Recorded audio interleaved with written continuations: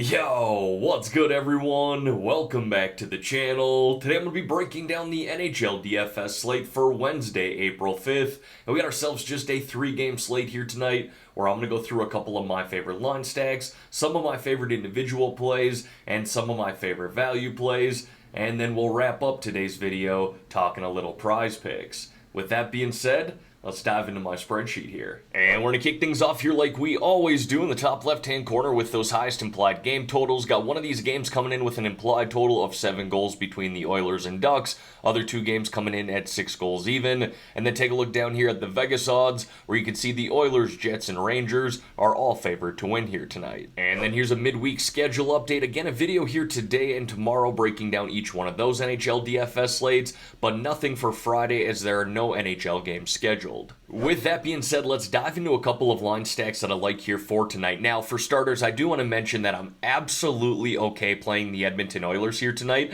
but just note, they're going to be very popular. You got the highest scoring team in the NHL in the Edmonton Oilers, playing the worst defensive team in the Anaheim Ducks. No other team has given up more goals this year than Anaheim. So I'll talk about Draisaitl, Kane, really anyone in the top 6 or that number 1 power play for Edmonton. They're obviously in play, but just note, they're going to be highly owned tonight too. So one of the line stacks that I like outside of the Edmonton Oilers is that first line for the Winnipeg Jets. We got Dubois centering Connor and Scheifele. A lot of offensive upside and talent between these 3, and we've just seen them play 2 games together now, but in each of those games the Jets have scored 6 goals, so I don't foresee them changing their lines anytime soon. These 3 have been responsible for 4 of those goals, also contributed 4 assists, so 8 points here in their last 2 games. Really like to see that, and I love the correlation we get between these 3 as well, all playing up on the number 1 power play. Catching the Calgary Flames here tonight, who just played last night and ended up losing to the Chicago Blackhawks 4-3. Now with this next line stack here, this is purely a contrarian GPP move, considering it is just a 3-game slate. And don't get me wrong, there is some offensive upside here between Zegras, Vetrano, and Strome. Very affordable to roster. But for the most part, the Edmonton Oilers should control this game. Again, part of the reason they'll be very highly owned. You'll see Zegras and Strome play on the number 1 power play. Vetrano plays down on the second. He does, however, have 4 goals here in his last 6 games, hitting 13 plus DraftKings points in 4 of those 6 games, and coming fresh off a game where he put up 31 DraftKings points, kind of showing you the upside that these 3 offer, but again, purely a contrarian GPP move considering the slate. Now folks, before we dive into some of my favorite individual plays here, if you could like this video and subscribe to the channel, I would greatly appreciate that. Don't forget, I am running that Discord channel too. If you want to join that, there's a link to do so in the description below. We got a great group of people in there talking hockey and talking prize picks as well. Alright, now diving into some of my favorite individual plays here, we're going to kick it off with the forwards. And the first 2 guys that I got there are Edmonton Oilers and Leon Draisaitl and Evander Kane. As I mentioned earlier, I'm okay rostering anyone in the top 6 for Edmonton tonight, anyone on that number 1 power play, but again, don't want to sound like a broken record, they will be very popular, and rightfully so. Not only have the Anaheim Ducks allowed the most goals per game this year, they have the 2nd worst penalty kill hitting at a 72.5% rate, and the Edmonton Oilers happen to have the best power play, scoring at a 33% rate. Plus, Anaheim is not afraid to take penalties either. They averaged the 6th most minor penalties per game this season. I'm going to pull open the lines from last night for Edmonton. They love to shuffle their lines 5-on-5. You can see here that Draisaitl and Kane played together about 12% of the 5-on-5 shifts, but he also played with McDavid and Hyman, Evander Kane that is. You can see Draisaitl had a few new line mates throughout the game, so ultimately targeting the top 6 or that number 1 power play. I then got Mikael Backlund there of the Calgary Flames. Tough loss for the Flames last night, losing at home 4-3 to the Chicago Blackhawks.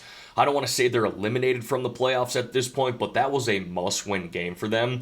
Be interesting to see how they bounce back here tonight. Really, I'm not entirely sure if they're going to be sluggish or say, hey, we needed to win last night, now we have to leave everything out on the table. Backlund at $5,300 though did stick out to me. Playing on that second line and up on the number 1 power play, been very solid throughout the year. Played well versus Winnipeg too with 1 goal, 1 assist, 10 shots on net, averaging 17.5 DraftKings points per game in 2 games versus Winnipeg this year. And we take a look at his last 10 games, he's put up 2 goals, 6 assists, 8 points, with 5 of those points coming on the power play. Now, one thing I definitely wouldn't mind doing here tonight is targeting the Jets' #1 power play. That definitely should be a contrarian move. You know, that first line that I mentioned earlier might be a little more popular considering it's a 3-game slate, but stacking up their whole #1 power play, I don't think you'll see a lot of people do that. So that would include mixing in Nhl Dfs, who's played very well in his last 2 games. Again, ever since Winnipeg shuffled their lines, you can see here he's put up 3 goals in those 2 games with 9 shots on net. You could play him as a one-off play if you wanted to too, or even target that second line, which has looked pretty damn good in their last 2 games as well. That would be adding Vladislav Namestnikov and Blake Wheeler with Nhl Dfs. And then I got Filip Chytil there of the New York Rangers. I'm expecting this game between the Rangers and Lightning to have a very playoff type atmosphere.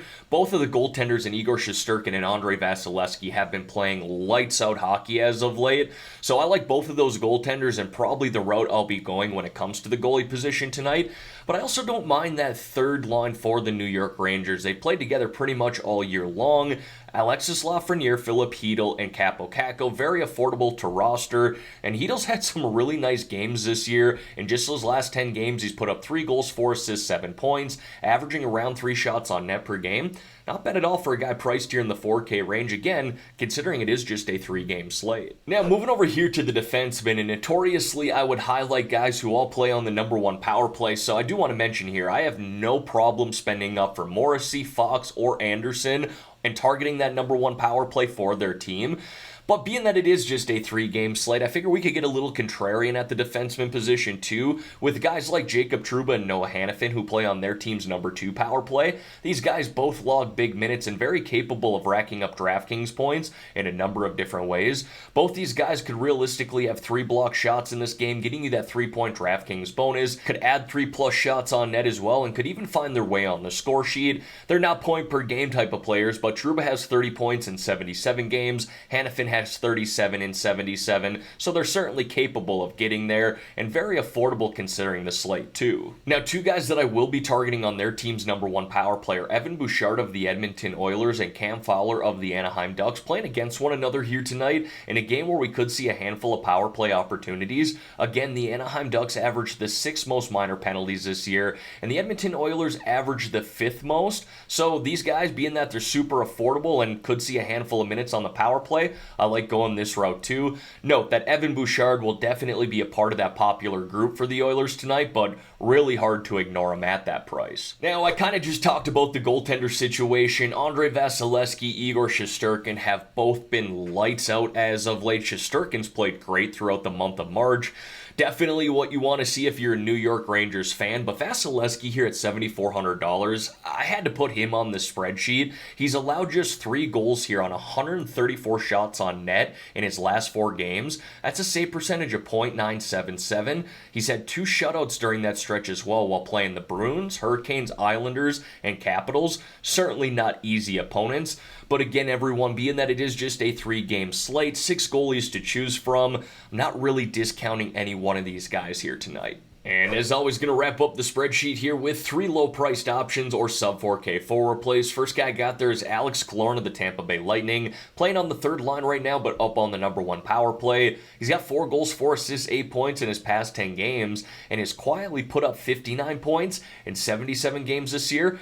Obviously capable of getting on the score sheet, so I don't mind that at $3,800. Now, Alexis Lafreniere, kind of name-dropped him earlier when talking about Filip Chytil. He also plays on the 3rd line in #2 power play. He's actually racked up 2 goals, 4 assists, 6 points in his last 5 games, hitting 13+ DraftKings points in 3 of those games, so he makes for a nice little mini stack and cheap mini stack with Filip Chytil. And then Vladislav Namestnikov, name-dropped him earlier as well, playing on that 2nd line in #2 power play for the Winnipeg Jets. He's got 3 assists in 2 games with his new line mates in Nhl Dfs and Blake Wheeler. Not bad at all for a guy priced at $2,800, and he's logging around 15 minutes per game. And then to wrap up this video here, going to talk a little prize picks. As I record here this morning, they only have hit props available on the NHL side of things, so I definitely have to wait for the rest of these picks to come out before I do my research, and then let you know my final picks like I always do in a comment below on this video. I'll be sure to pin that comment as well, and don't forget,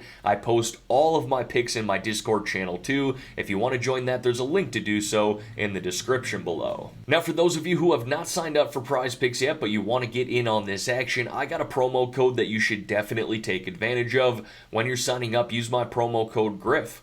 GRIFF, and Prizepicks will give you all the way up to a $100 match deposit. You don't have to put $100 in either. If you want to put in $50, they'll match $50. You want to put in $10, they will match that $10. Again, they'll match anything up to $100 as long as you're using my promo code GRIFF.